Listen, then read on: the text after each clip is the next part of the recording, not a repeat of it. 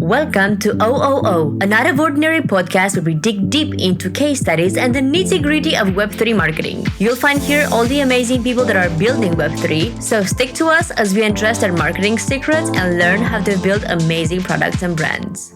Hello everyone, I'm Alex, your fellow Web3 marketer and the host of Out of Ordinary podcast. This is episode 49 and I'm super excited for the next months. My goal, to make this podcast your go-to place when it comes to answering anything Web3 marketing related. As always, I want to let you know that you can now support the show both on Patreon and Unisub with donations in fiat or crypto. You can donate as little as $5 a month and still have a huge impact. And you know what? If you can't donate, that's totally fine. Send this episode to a friend, leave a 5-star review, or post about it on social media. Every action matters. Now, let me introduce you to my guest. Leon is the founder of Unfungible.xyz, an NFT marketing agency.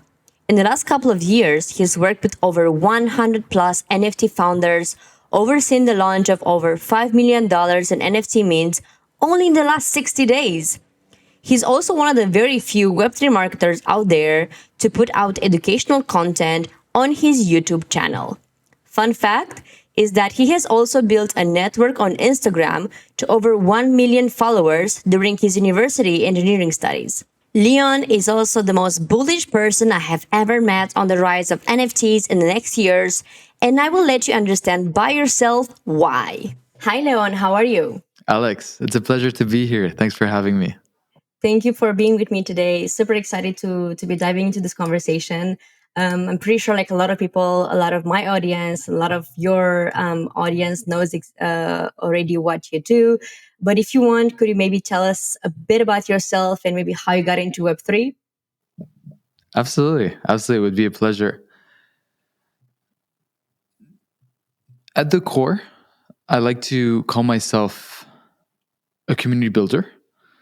And the story really started when, from the origin story of Leon. When I was a lot younger, I was very different than what you see today. I was a lot more shy.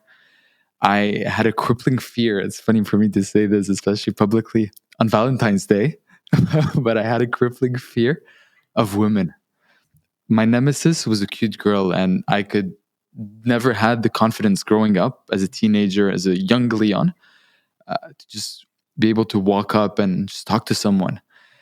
And that was something that haunted me for a good decade and a half of my life, until one day I was invited by a friend of mine.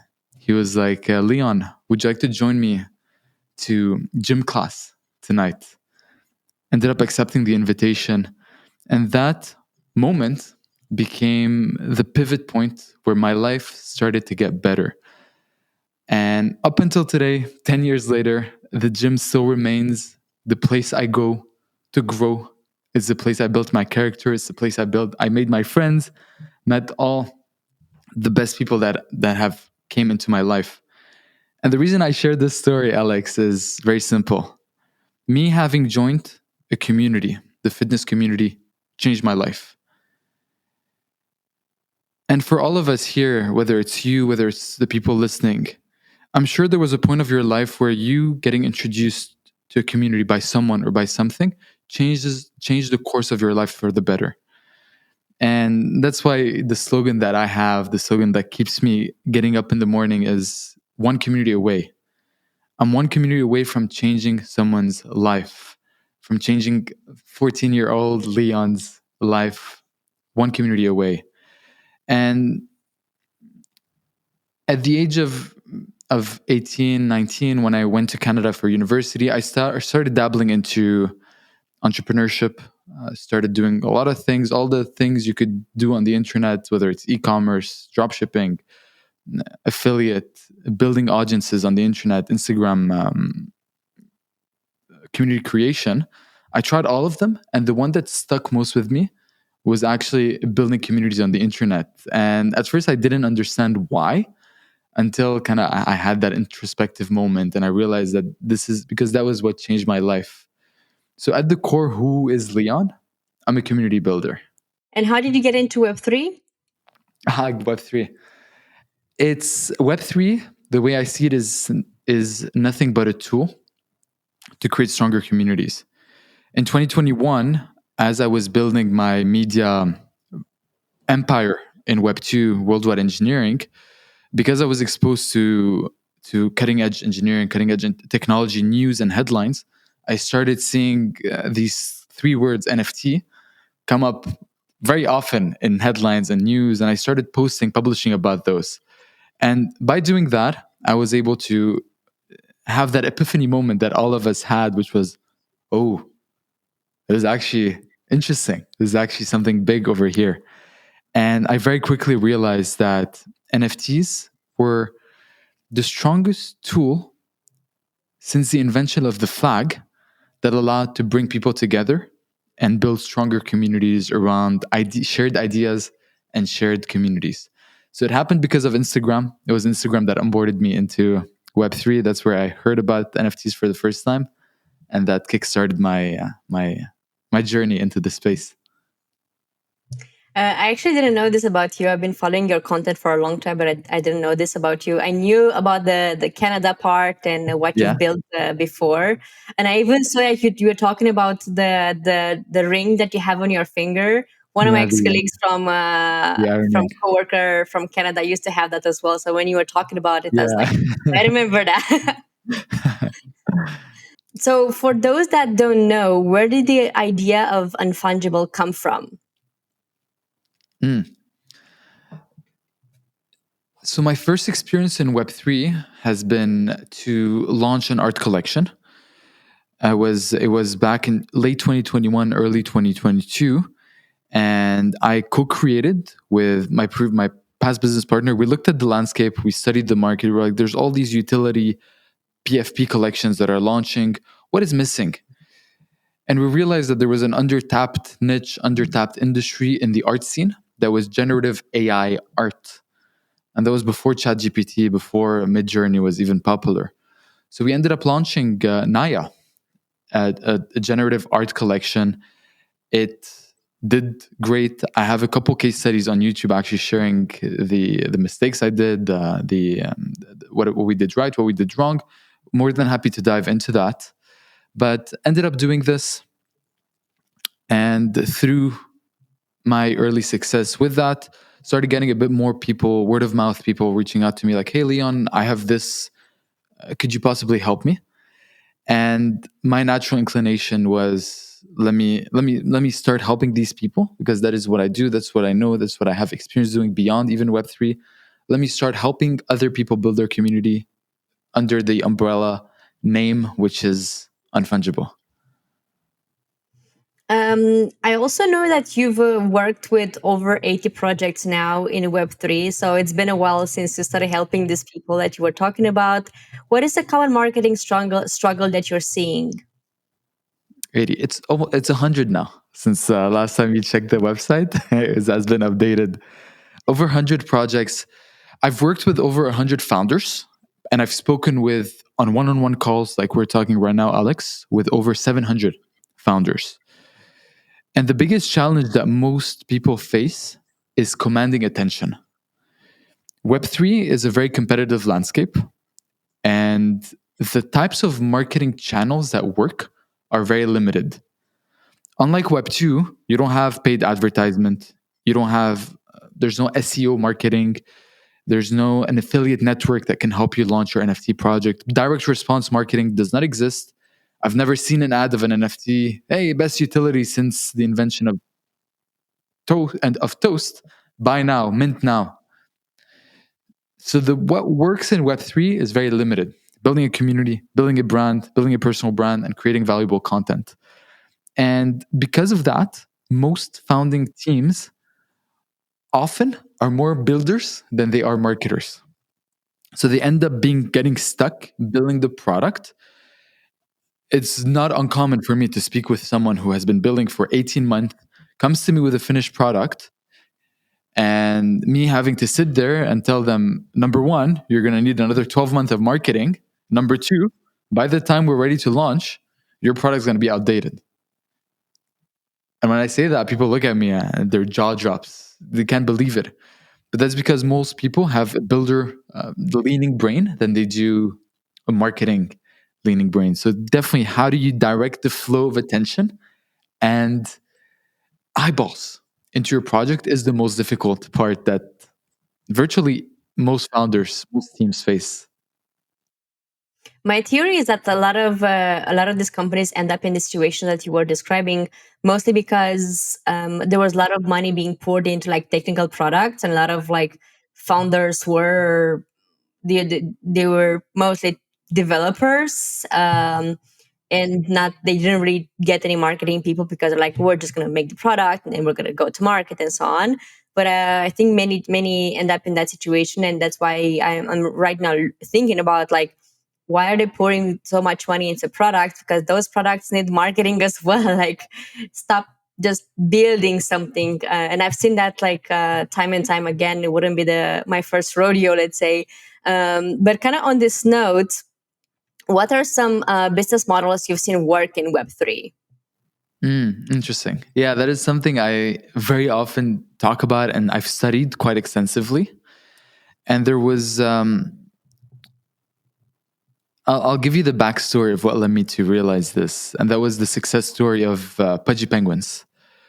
Pudgy Penguins this year, what I believe to have been the greatest thing to happen to NFT ever was Pudgy Penguins making it into Walmart.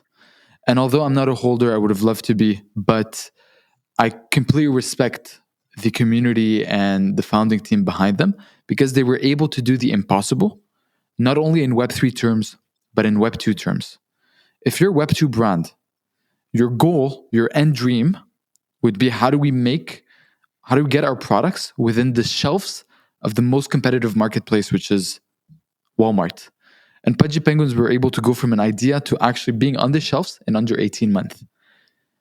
And the reason they were able to do that was because of what I call community arbitrage, which is the first business model that I've seen emerge from digital communities that we call NFT communities. In a nutshell, what ended up happening with Pudgy Penguin is they launched the collection was there. There was a community, an active, healthy community around the project. They ended up launching a toy collection on Amazon. It's which is a permissionless marketplace in the sense where you don't need to apply. You just list your products and you just have to drive traffic to that. In the first day of launching on Amazon, they raised over $1 million on of sales. They then took that case study, showed that to Walmart, applied to Walmart, and were able to make it in. And if you are to reverse engineer the steps, it was all because the community at every stage of the launch was there to give them the boost, give them traction, and give them the support that they needed to make it through. 100% Pudgy Penguin would not be there without the community. And I think this is the model that Web3 creates, community arbitrage. How does a community, how does an artist, how does a musician, how does a marketer use the community they have around them to kickstart their ascend into more competitive, but bigger and broader markets? I actually know another project that does that. It's most probably on a smaller scale because they're from Spain. So like there's no Walmart here. They're called the World Challenge Game, and they do have like a physical board game. You can play that in English or Spanish. And they've also launched like an NFT and some tokens. It's with general knowledge. So I think it's appealing to a lot of a wider audience compared to what's being sent right now. I also do have a lot of opinions about gaming in general because I think it's so male focused. But I think this is the kind of game, for example, that appeals to pretty much everybody and anybody, and everybody can play that. And that's what actually excites me when it comes to gaming and community building and so on. And I know they already had like 2 mints, and I think they were sold out in both of them in a couple of minutes or something. So I think that was They use community arbitrage to pretty make it. much, yeah. Um, Amazing. I'll look so into them. you should. I really like the team. I really like the guys. But something else I wanted to ask you was like, what are some business models you think that don't work? I mean, all of them. And on the flip side, If one works, you can assume that all the others don't. Then, but I'll say something I'm which guessing is like it really depends on what's your business model, like what's your business goal, right? Because I think that's kind of how you can absolutely, measure it. absolutely. I think the traditional way of selling in Web 2, so the DTC, direct to consumer brands, doesn't work in Web 3 for a very simple reason, and this is something I know we wanted to cover as well, which is why do most NFT projects have such an unsustainable business model that they just end up closing shop, they end up failing, or they end up just straight up rugging? And it's because the difference with Web 3 versus Web 2 is Web 2 products, you buy a mug, eventually that mug is going to get consumed. You're going to break it, you're going to want to have another one. It's a consumable product. NFTs by nature do not expire. They are forever there on the blockchain. And because of that, most consumers have the expectation of unlimited utility or lifetime access to utility for as long as I own this product, this NFT. And because of that, brands have been supplying exactly what the consumers have been demanding, which is utility around the NFTs. But great, you make a one-time sale of a product and you promise a lifetime of access, utility, and even community. What ends up happening is year one, you're profitable. Year two, you start the years red. This year three, year four, and that's when we start seeing projects come in and have to create a second collection. They have to dilute the supply. They have to dilute their ecosystem because they just need a new way to bring in liquidity into their vault, into their treasury to continue building. And that is why a lot of founders just they have a community, but they see founders are smart. They see where they're going, and at the end of the tunnel is just a wall, a brick wall. So might as well I exit before I even hit that wall, because it is going to happen. And although you have an NFT collection, doesn't mean founders have the capacity, skill set, and ability to actually turn that into a business model.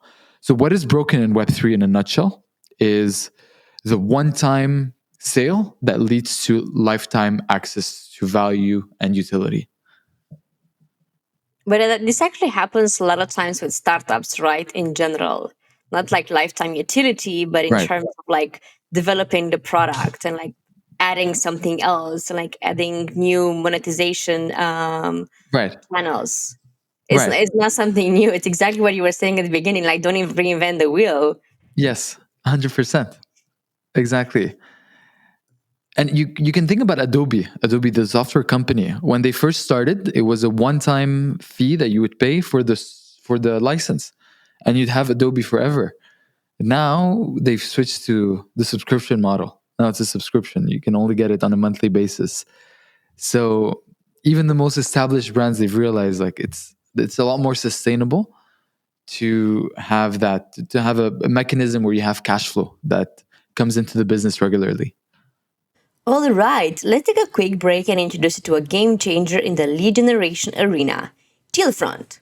Now, we all know the struggle of identifying those elusive website visitors and turning them into valuable leads. But what if I told you there's a tool that not only promises but delivers on supercharging your lead generation and sales efforts?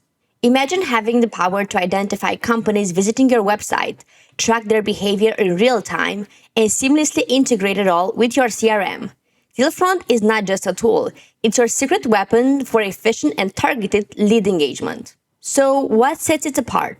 Its revenue engine is fueled by live European data in multiple languages, providing you with insights and access that other tools simply can't match. No more struggling to find the right decision makers. With Dealfront, it's as easy as a few clicks. Here's the magic. With Dealfront, you can harness 3 layers of data: market signals, web visitors, and EU company databases. And there's no need to worry about compliance. Dealfront meets Europe's strict standards, ensuring GDPR compliance competitors simply can't match. Ready to revolutionize your approach to leads and deals? Grab your free demo today at dealfront.com. That's DEALFRONT.com. Don't miss out on the future of successful deal making with Dealfront. Something I know is that a lot of Web3 companies died in the last year. We've seen a lot of Yeah. stats. I even posted about it today. Yeah. Why do you think they did wrong besides this wrong business model? It was at the core of the business model. On top of that, it was the it's just evolution of any marketplace. 97% of all startups fail. Most NFT founders do not have the business know-how or skill set and experience to build a business, especially in an industry where there is no blueprint. You know, Alex, before that, we were talking about marketing, like how, okay, what does the business model of an agency look like? And there's like, we have 30 years of experience of agencies being a thing that we can tap into to apply in our businesses. In NFTs, there is no business model.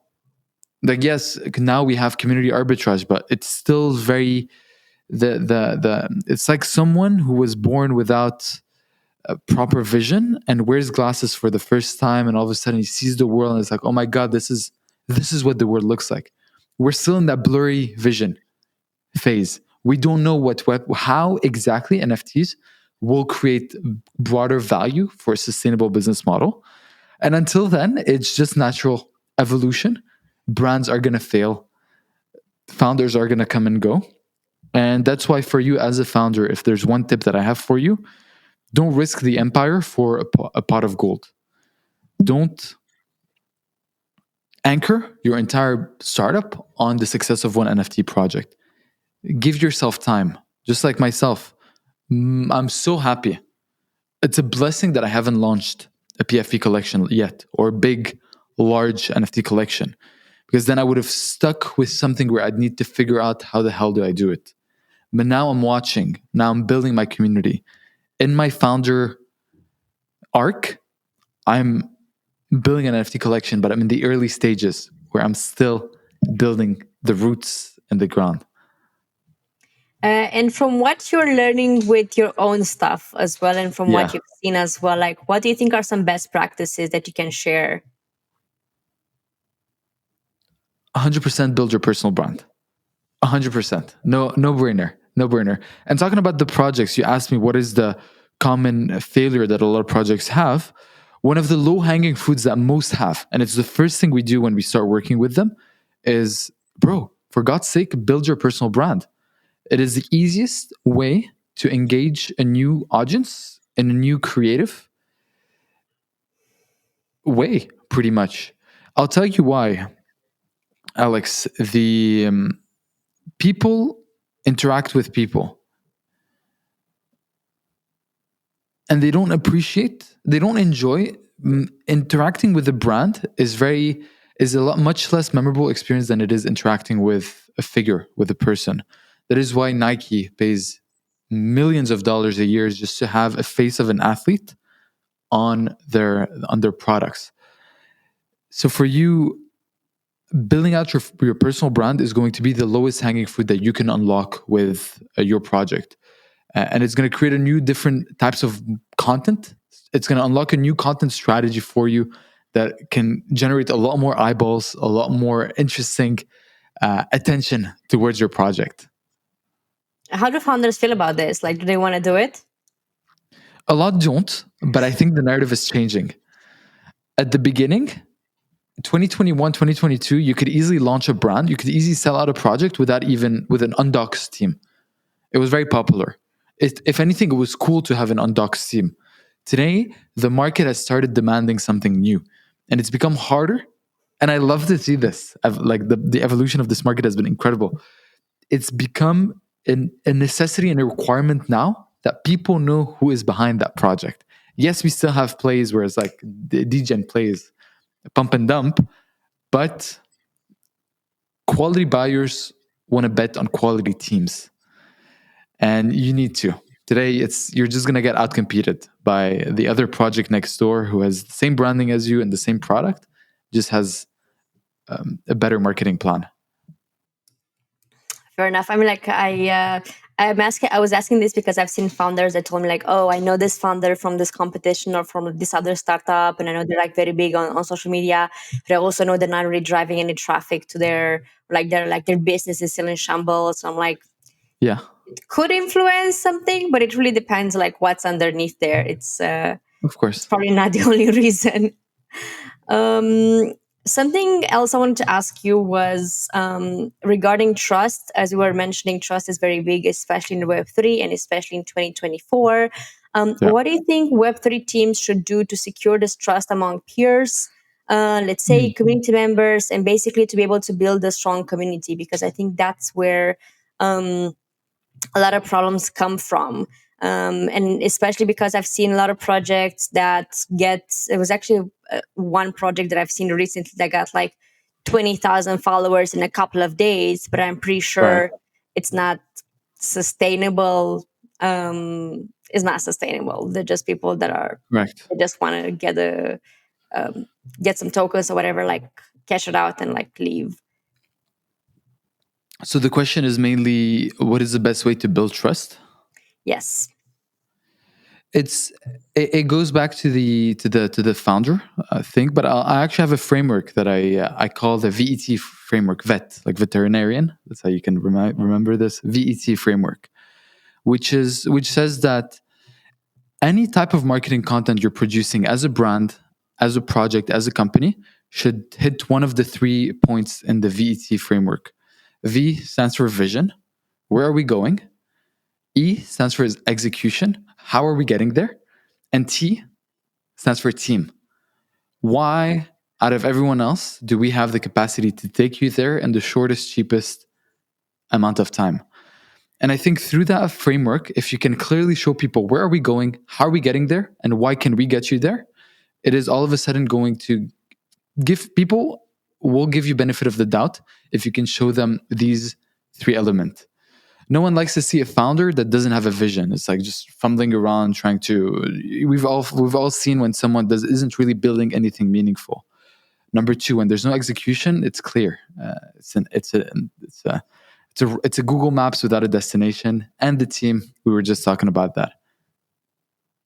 Something else I wanted to ask you from the beginning was regarding like why are NFT communities so important to you, and why did you niche? And I know Mm, you've worked with a lot of founders and projects, especially yeah, in the bear market, and you were telling people like how easy it is to land projects. In especially last year when nobody was doing anything and kind of everything was sleepy right. somehow in some sense.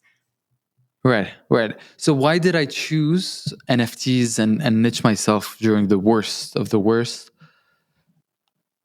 Going back to symbolism, this ring that I have on my finger symbolizes my duty that I have as an engineer to society. And NFTs, for the first time ever, allow people to symbolize their belonging and their affiliation and association to identities, to an idea via the internet, via the digital world. So number one, I I'm betting my career, my next 2 decades of my life, I'm betting that NFTs will become a thing. Number two, from a business perspective, as a young business owner, I generally saw NFTs as an incredible opportunity. It was a growing market that was undertapped. And I generally saw an opportunity of positioning myself as an expert, another thought leader in that industry that could allow me to build my business, build the life of my dream, support my loved ones, and through that, have a meaningful impact on the world. So it was 2 things. Number one, a strong belief and conviction in the industry. Number two, a clear what we call blue ocean, under untapped market opportunity. Something that I'm very curious about, especially because I know we talked about like trust and building communities and sustainable business models and so on. Something you mentioned to me is the founders funnel, because you are Right. doing that around yourself and Unfungible as well. How important do you think that is, and how do you think that helped you especially? And I also got a question from somebody from the audience regarding this, and they Sure. were asking, how are you managing your personal brand, and what's the percentage of total working time dedicated to this? I think that's Oh, this amazing. is such a good question. Yeah. Such a good question. I love this one. In terms of the impact the founder funnel, the personal brand has had is, something funny, Alex? Unfungible does not have a brand account. There is no brand account for Unfungible On, on on Twitter. Twitter. There's no, you cannot I find know. on, you I tried cannot, tagging it. It's not. it does not exist. It does not exist. So the fact that I was able to build this business, we're at 10 teammates so far. We've doubled in size over the last 3 months. All this done without even having a brand page says that it was all built on top of the founder funnel. It was 100% the founder funnel. It was me and my team acting as the face of the brand and embodying what the brand is via our personalities. So it's one thing for me to sit there and say what it is, and it's another thing to show how it's worked for us. And for the it's worked wonders. You do need a lot of different things for it to work, with its positioning, a proper content strategy, patience. But I do think that the new age of marketing is going to be founder-led brands. If when you think about it, something that blew my mind. I'm currently in the UAE, and I was here in a grocery store in Dubai, and I saw a big shelf of chocolates, and half the shelf were the traditional chocolate brands that we all know, are all very familiar with. The other half was actually Mr. Beast's chocolate brand. And virtually this one YouTuber is taking market share away from the Mars Group, away from Coca-Cola, away from all the big established giants, all because of his personal brand. And when I saw that, I was like, man, this is the founder funnel right here. So it works. Unlock this on your business and you're going to see the results. Fade this and just watch yourself losing relevance over time. And when it comes to community building, because I know you're doing quite a lot of that as well. What do you think are some best practices that anybody can implement, or like what do you think they should be paying attention to For community building, I have two resources actually for people We love that are resources. listening to this. Yeah, resources. Two books, and these are the two books that, out of the many ones that I read, acted as the foundation for my community building and marketing knowledge and know-how. The first one is Building a Story Brand. How do you build a brand that is memorable and sticks out from the crowd, from the competition? This book, Building a Story Brand, is going to teach you exactly what you need to create a memorable, unforgettable brand. Number two, Influence by Robert Cialdini. Impeccable book. It talks about the 6 rules that influence human decision making. And I very often speak about that on the YouTube channel.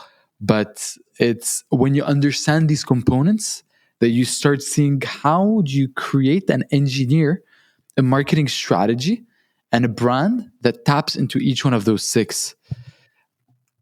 And just to go an extra layer down, Alex, one of the principles is called scarcity, which says that people want what is scarce, what has a finite supply. What has that? NFTs. NFTs by nature are scarce items, which is why, again, going back, I'm so bullish that NFTs are an incredibly strong marketing tool, even beyond the Web3 Twitter space that we all live through. It's a no-brainer that eventually every single brand is going to have its own scarce, limited edition digital goods, digital assets. You're probably the most bullish person I've met on NFTs. You Looking find. forward to talk to you in 5 years. Let's see. I'm back to Um, Web2. hopefully not. Hopefully not. No, Um, of course not. I know you guys like have been working with a lot of projects, and we were mentioning that at the beginning of the episode. Can you maybe share a success story where you guys have played a crucial role in the growth of a Web3 brand or NFT Of launch? course. Yeah, of course. I mean, there's many. Share more if you want. We still have plenty of time. One that I can think about is a very recent, it's a very new case study that they're actually minting very soon. We're talking days. They're called Persona. Persona was a project we helped them on their go-to market, and right now we're currently helping them on their Twitter Spaces implementation. And Persona did a couple very good things, but there's one thing they did incredibly, impeccably well.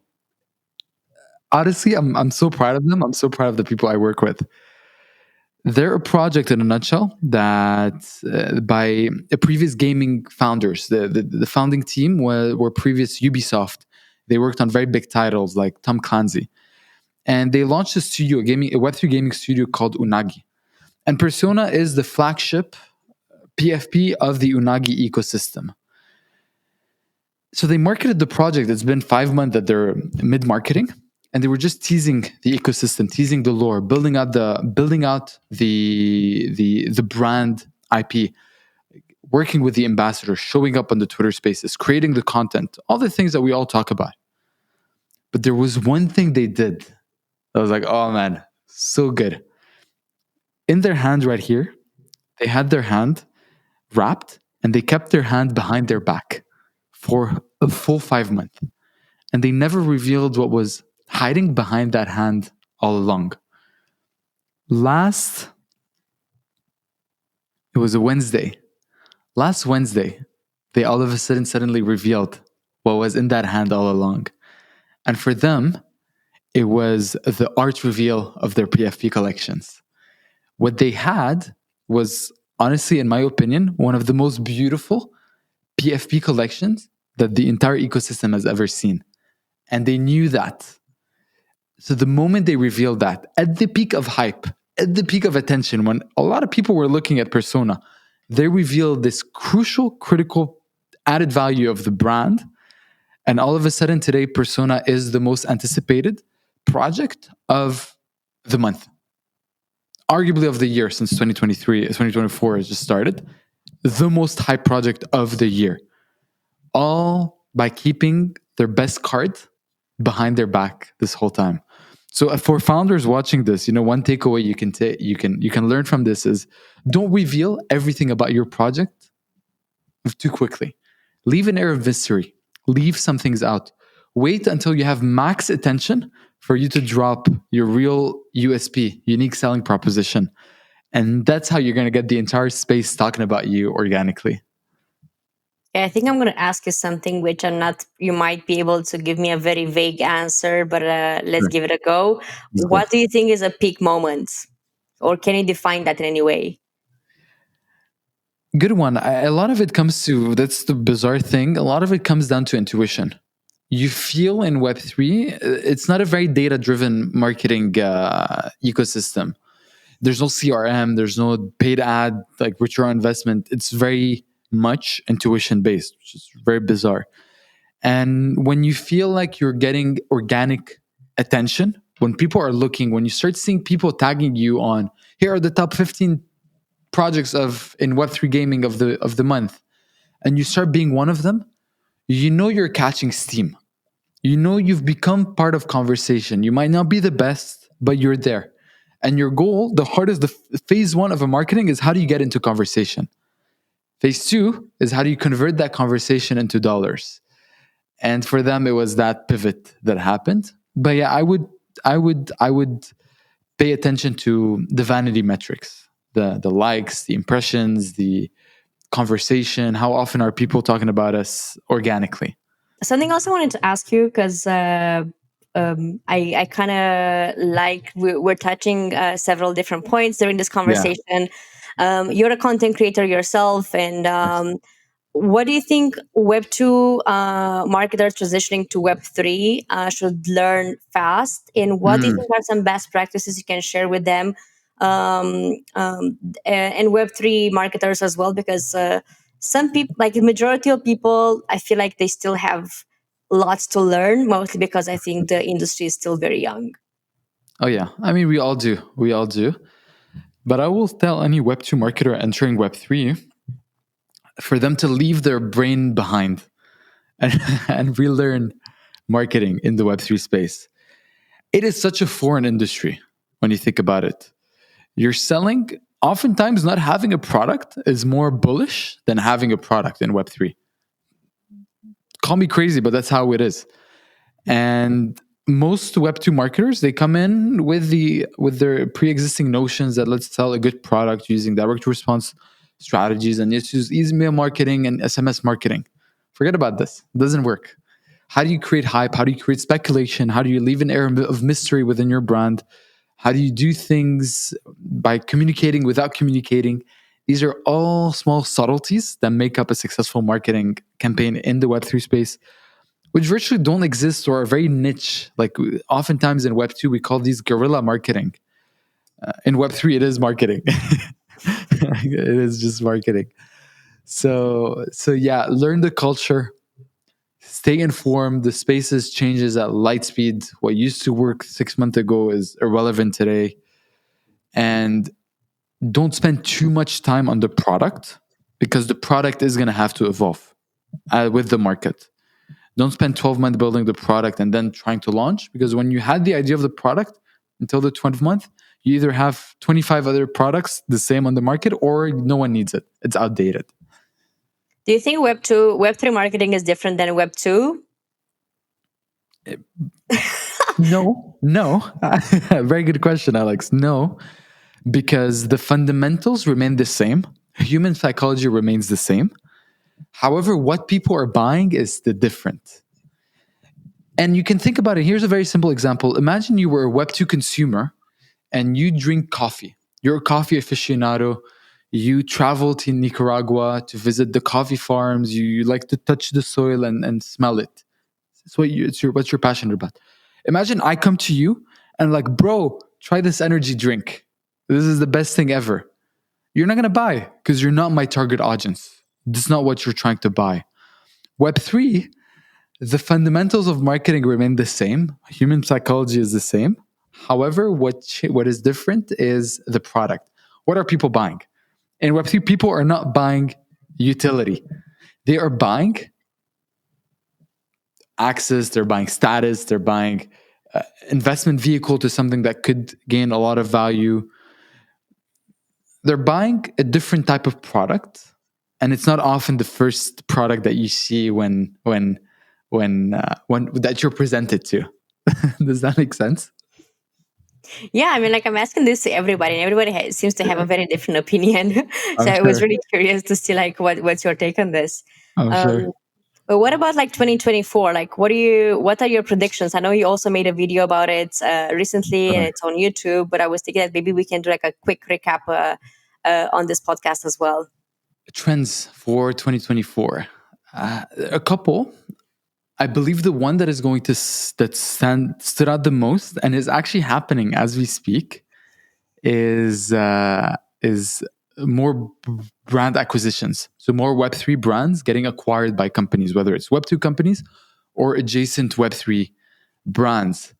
And the reason is very simple. Something we already touched on earlier in this call is we're seeing a business model for NFTs. We're seeing that through community arbitrage, a community all of a sudden becomes an asset. A community is an asset that can be used, leveraged to trampoline a brand into mainstream. So now, all of a sudden, we have a handful of very successful, very healthy, very active communities that do not really have a product. So they're undervalued. They are not a revenue generation machine, which means that they can be acquired for cents on a penny, for cents on the dollar. I mean, by brands who actually have a successful business model, who already have the business model and are looking to enter Web3. So we've seen recently. There was an acquisition on the Solana ecosystem. I recall. I forget. Recently, we saw Lazy Lions change hands. So it got someone took over the leadership. So we're going to see more of those, I believe, as Web3 continues evolving. But do you think this is going to influence the way like we're seeing Web3, or like the way the industry is going to evolve, or because In like what way? in a bad way? Why? Make it so money centric. In I think in that sense, I'm asking because it feels like I feel like if all these big giants, or like if these big companies are going to come into Web3 and they're gonna structure everything and then they're gonna make everything so corporate, and they're not gonna be like a playing field, or a place where a lot of people are enjoying to be right now. Um, that's why I think I'm asking. I don't know if I explain myself I pretty well. do, I do, I do. Are they going to banalize and suck the life out of Web3? Yes and no. No, because the best case study that we have right now of a successful Web2 brand acquisition is Artifact, RTFKT. And it was acquired by Nike in 2022, I believe, or 21. And they remain until today one of the most relevant Web3 brands. They were able to retain their Web3 native status because all Nike did is just acquire ownership, but they kept the existing Web3 native team inside the project. So the project is still ran the Web3 way. It is just owned by a Web2 giant that pushes it. And I think we're going to see that. It has to be that way because we're seeing that brands that are trying to come in, they launch a product, they might sell out, they might not. If they're not Web3 native, if they don't speak the language of Web3, if they're not within culture, they're just not going to succeed. There was a recent example, Fiat, the car company, they have an affiliate project. So it's an NFT startup, it's an NFT project. And they came in very corporate, very utility driven, which I understand why they're a public company. They need to, why you buy this is what you get. And the outcome is very predictable. They did not do well. Do you think the situation with Porsche last year, was it last year? Was the same? Was it because they with the NFTs, like they failed to sell out the collection, and it was such everybody was talking about it at some point. Perhaps I'm not as read with Porsche. I do recall hearing about this, but I'm not as read to give you an educated opinion on that phenomenon. Could be. Something else I wanted to go back to is because I can't remember exactly if you mentioned that, but I want to make sure that I'm answering all the questions here. What is the percentage of your time that you're investing into your personal branding online?